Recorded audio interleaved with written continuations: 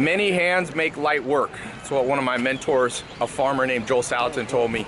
So how many people do we have on this trip? I brought from the office, we have 18 people, so that even when I travel, I can get work done. And if you struggle sometimes with procrastination and getting important things done, one of the reasons is you're not following that saying, many hands make light work. If you have a whole bunch of things to do, don't take the burden completely on yourself, or you just end up not even doing it. If you have, 18 people with you, you don't necessarily have to have that many. We're coming to dinner here at PF Chang's. We're in Palm Springs, where I go to do some business trips. But if you bring a large group with you, whether it be at your office or when you travel, you'll find that what takes you, 15 hours to do, you can get done in 1 hour.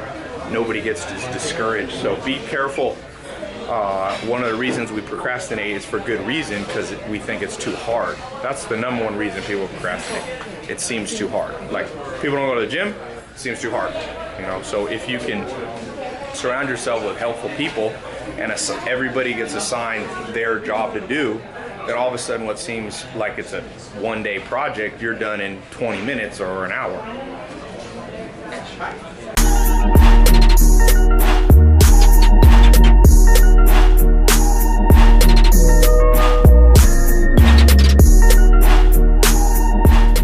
Thinking of getting a jetpack so I can commute. I'm all about avoiding LA traffic. So I took a helicopter here. Then we flew right over the 10 freeway, which is the best part because it was so congested. And I'm like, I've been in that traffic so many times.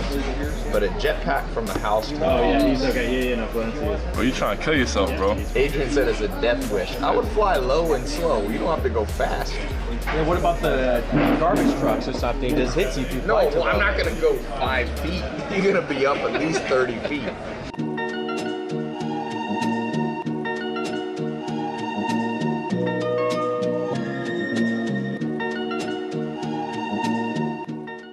Okay, I just read a book on psychopaths. Here's a psychopath test everybody could take. If you were on a life, this is a true story, happened in the 1800s. A boat hit an iceberg. They had to abandon ship. Like 30 people got on a raft with only 7 that held 7 people. So finally, as the waves got bigger, after a couple days, the captain said, either all of us die, or we can keep 7 people on and start throwing people off. We all dying. We all dying. Okay? And so they threw people off until 7 survived. They just threw them to their death. And when they went back, one of the sailors was put on trial for doing that. And I'm not going to tell you what the outcome, whether he was guilty or innocent, but if you were on the jury, is he guilty or innocent? Innocent. All right, the people who answer the fastest have the most psychopathic tendencies. So it's how quickly you can answer this that psychologists. So I tricked them. We won't show who said it first. I want my identity protected. Why is he innocent? He killed people. I think, honestly, I was somewhat quick to say he was innocent, so I can't talk crap. I mean, justifiably innocent. but a lot. Anyway, how fast he answered. I would just do like, if God wanted them alive, he wouldn't have. That's who the psychopath. It's a skit. We're talking about how Scorpios are very likely to be psychopaths. Jeffrey Dahmer. Charles Manson, all the Scorpio. What did you say, Terry? What were you about to say? Be honest. No, you didn't. Tell him what he said. Terry's like, shit, I would have thrown everybody off except myself. You said that. Oh, Terry said, you point that at Terry. I did already. Okay, I got one more test. Let me see if I can remember. Oh man, it's a real slow one. No, this one's not by the speed. Yeah, right. Okay. All right. A woman meets a man. It's kind of a riddle. Ooh, I like a woman meets a man at her mother's funeral. So she goes to her mother's funeral. There's a man there. She thinks it's the love of her life. She's met her soulmate, but she forgets to get his phone number. Okay? Forgets to get her phone number. His phone number. A month later, she kills her sister.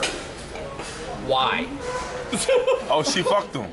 And she got Okay, everyone answer. You said because she cheated. Yes. The sister cheated. What do you say? Cheated. How you cheat on a girl that's not yours? Okay, whatever. She slept. She was Yeah. jealousy. What else? killed him. What else? I killed him. No. Why? Okay, that's everybody do an answer. That's my answer. So Susie goes to a funeral of her mother dies. Susie's at the funeral, her mother dies. There's a man she's never seen. She strikes up a conversation. She's so stricken by him, she thinks it's her love of her life, but she was too scared to get his phone number. A month later, Susie kills her sister. Why? Now you said it was it was because of Susie's that woman that her sister slept with the guy Susie liked. What else? Does anybody else have? Euthanasia. Her sister had a terminal disease and was going to die anyway. She didn't know. The sister killed the mom, so she's killing the sister for killing the mom. Okay. The sister killed. Okay, here's the actual answer. The true answer that psychologists thought psychopaths would say. She killed the sister so there'd be another funeral so that the man would show up. Oh. You were thinking that? Okay, but actually psychopaths don't answer that. Psychopaths answer this. She probably slept with the, she probably slept with the man she liked. Andrew said that in 10 seconds. 2 seconds. I'm deleting Andrew Cobb from my phone. No, Andrew, honestly, I thought the same thing. About 3 of us. Did you say it? What did I tell you? Cancer, and I'm Scorpio rising, so. Canada is a sweetheart, probably didn't think of any of these. I didn't know. I didn't know. Exactly, that's a very innocent. Kenna on the dark triad test got a 3, 0, and 0. That's the lowest score. Got like a 2 on the second Oh, yeah, she got like 3, 2, 0. Whenever you date somebody, I promise you this: go to dark triad test, Google it, have them take it. If they score over 30 on anything, maybe narcissism you can let pass, but that's it. What if you're that person? You can't let anyone else date you then. That's actually a problem that psychologists don't have the answer. What happens when you discover you're the fuck up? Oh my goodness. And the answer is, it's probably means you're gonna have a bad life because you'll attract low-level people around you. So, I met somebody, I know a girl that got a 95 on psychopathy. And I told her, 2 girls I've met, one of them, after I saw her test, I said, you committed a crime. And she said to me, how did you know? And she wouldn't tell me what it was, but I'm pretty sure I asked questions. I'm pretty sure she murdered a girl who picked on her. So the real question is, if that 95 girl hang out with Kenna, does Kenna get worse or does that other girl get better? Oh, it's always, if you're a good score and you hang out with psychopaths, you always lose. They suck the energy from you.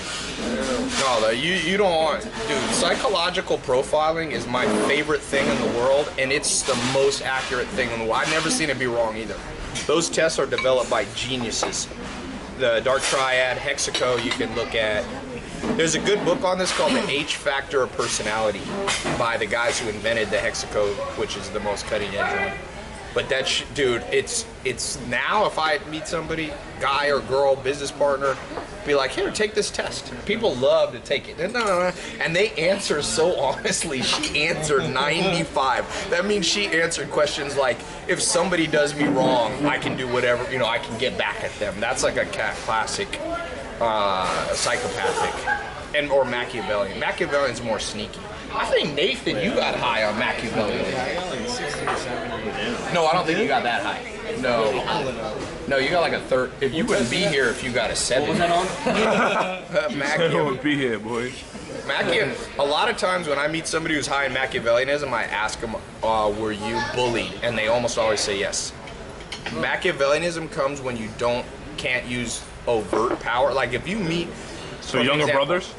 Yeah, but more like people were picked on. If you didn't grow, if you were small when you're like 13, a lot of times you'll develop Machiavellian traits because you have to use trickery to survive. Well, like that's why like some of the nicest guys I know are big UFC fighters. Like these 2 brothers I know. Kenneth, guy that I sponsor, a pro fighter out of Norway, but also the Nogueira brothers, Minotauro. These are like they're in the Hall of Fame. Pride, they won UFC and all that. They're like 6'4", monstrously identical twin pro fighters that are like the nicest guys ever, and they're not Machiavellian. They'll say whatever they, they're just honest. But you meet somebody who was like skinny and wimpy when they were 15, oh, forget about it. Andy's pointing to you, Zach. Zach's brother's pointing. Zach used to be so skinny. I was, man. I ran around the shower to get wet. Anyway, that's enough psychological profiling. But this is, I tell you, the greatest skill. If I could have one good skill, just one skill in life, business, this, it'd be able to read people. Because if you read people, you can make money and not get ripped off. You can know who to date. You can know who your friends are. So and you can also read yourself. So then most people are blind to their own flaws. Like I pretty much have used psychological tests to find out my weaknesses. I have very low gentleness and patience. Mine are abysmally low. Like I almost have, not criminal level because it's not a criminal thing, but You did rip off that old woman one time. that was you, Zach. Zach used to cross dress. That was an older woman. That was you. Nowhere. He was doing the Medea thing. Came out of nowhere. No, but if you, I'm telling you, and now, and you can actually, it's a skill like anything. Just like you learn how to cook and you learn how to speak Spanish and you learn how to lift weights, you can learn how to read people. I can read people fast, and rare. Once you get good at it, it's very rare that you're wrong. But in fact, usually I'm too nice. And so if you got to create a bubble. Life is about creating a bubble and then kicking everybody out of that bubble that sucks and just keep that bubble tight with people you trust. And that's what I learned at the Amish. You know, the Amish live in, people are like, how come the Amish don't use electricity? How come they speak their own language? How come they have their own schools? I'm like, because they're smart. There's zero crime at the Amish, zero. First time I was at an Amish house, we left for a trip and I was like, I'll go lock the doors. And so I look at the front door, there's no lock built on it. They don't build houses with locks. There's no locks. Oh, that's all you have to know about that bubble. And now if you ever go to prison, you have to do the opposite because about 85% of people are psychopathic or anti-personality, according to a good book, Wisdom of Psychopaths. You got about 60% have anti-personality disorder, and then you have about 25 are pure psychopaths. Yeah, everybody has a door that's locked in prison. You like that one? You like that, Joe? Yeah, everybody got it. Everyone's locked. If you're in prison, though, the same thing. People create their bubbles. Aryan Nation, Muslim, Latin, Muslim, black gangs, Spanish Assalamu gangs. alaikum, My baby. dad was like, I think my dad was in Spanish, when he went to prison. You got like the Crips, the Blood, the Prisses. I don't think they have Crips and You Bloods been there before? So Zach. No, I read about That's it. the main reason you don't want to go to prison, besides being behind bars, is you are stuck with other prisoners. But you get free meals. Yeah, Drew. That's a great way to take it. That's how Drew thinks about it. Free food. Free food, shelter. You know a better thing? If you want free food, my stepdad was a huge guy, 6'7", 280 pounds. He joined the military primarily so he could eat. He said he didn't have enough money to eat all the food. He used to eat 12 to 20 pancakes for breakfast and 2 dozen eggs. Wow. He said, there you go. You know my stepdad's advice to me? His life advice was always about food. The one piece of advice I really remember is he goes, Ty, always make friends with the chef. Yes. He said, when you go to camp in the summer, this was like, Ty, I need to talk to you, come sit down. And seriously, he had like long talk. And I was like, now I look back, I'm like, was that a metaphor, the chef? It's like, no, it wasn't a metaphor.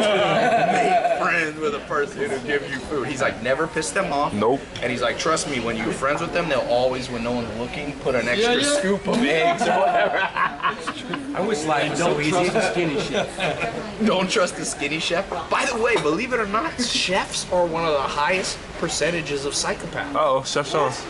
Chefs, the absolute worst. Business CEOs, Ty. surgeons. No, I'm not a CEO. I'm not the CEO. Ty, you know. It's Fortune 500 CEOs. I never wanted to be one of those. Fortune 500 CEOs. Like the world, Coke. whatchamacallit. What? Like Coca-Cola and them.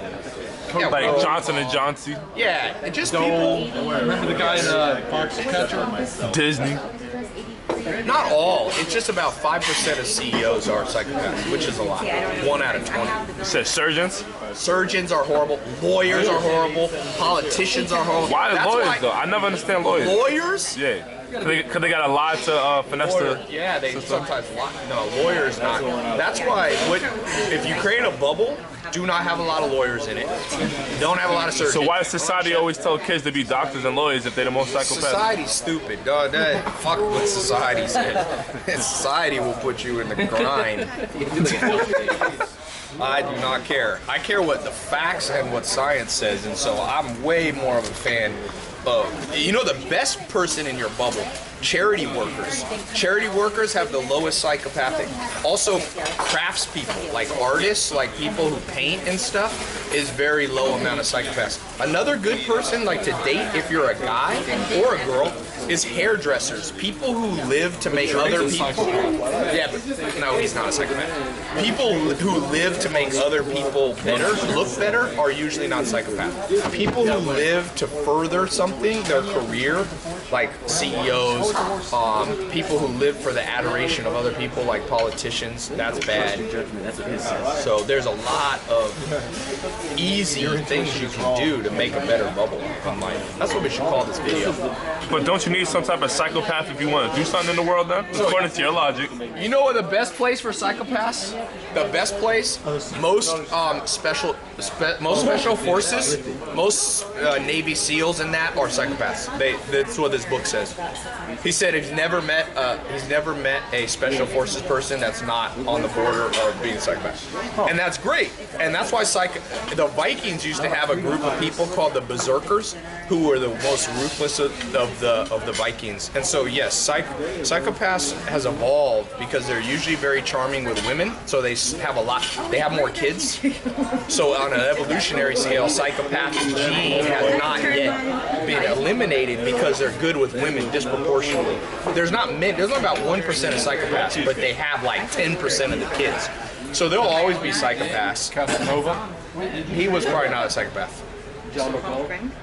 Psychopath is basically, the classic traits are no guilt and impulsiveness, although there are some psychopaths that have strong ability to self-control. But what you're saying is that to be successful, you need some type of psychopath. No. Or else you just have to live to make somebody else successful, no?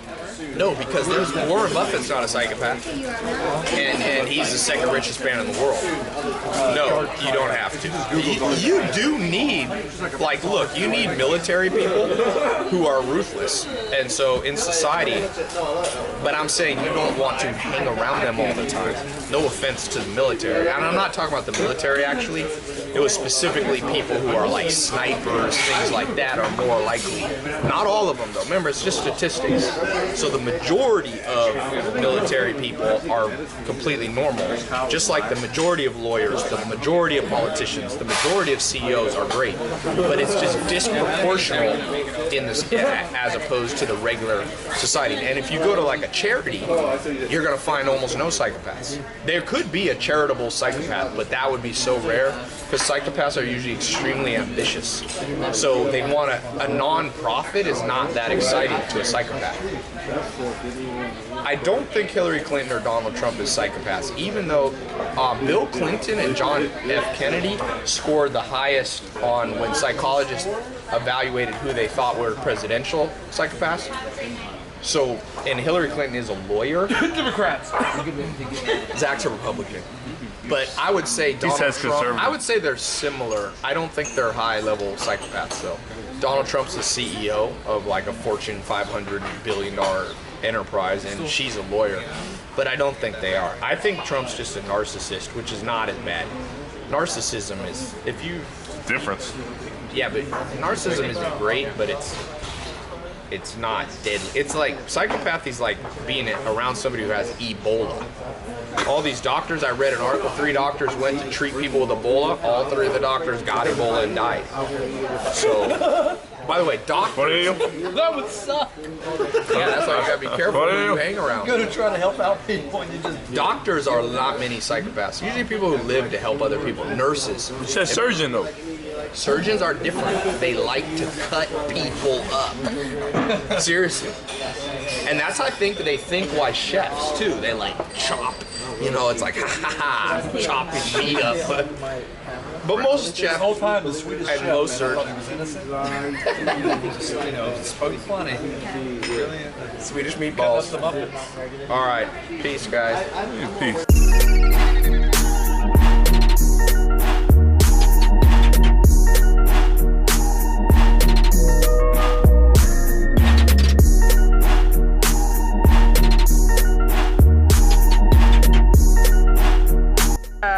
I said Golden State.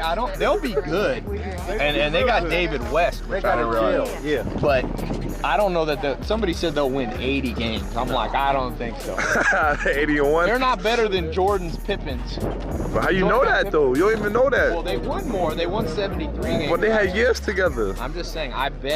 I would bet against 80 games. 80 games. You gonna bet against babyface Curry? How can you do that? I love Curry. What are you talking about? You're not even a Golden State fan, Drew.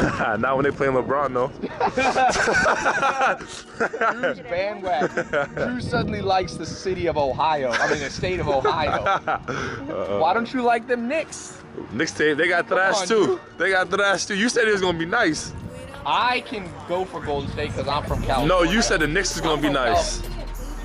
No, Yes, I you never did. said the Knicks. Yes, you did. Nice Yes, you. compared to the past. Yeah, but that's not hard. At some point, the Knicks look like a AAU team. No, JV high school. Bro, you're not gonna talk about Derrick Rose like that. No, that was before D Rose.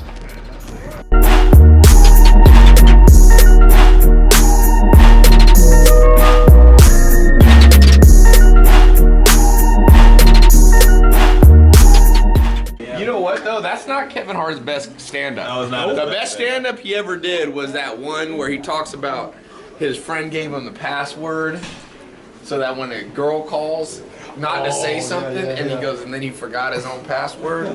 He said, "I am hungry as shit." And he gives it a thumbs up. Put thumbs up. The ice cream was really good. Adrian hated it. Zach? It made me laugh, but I also made There were a couple of loud laughs.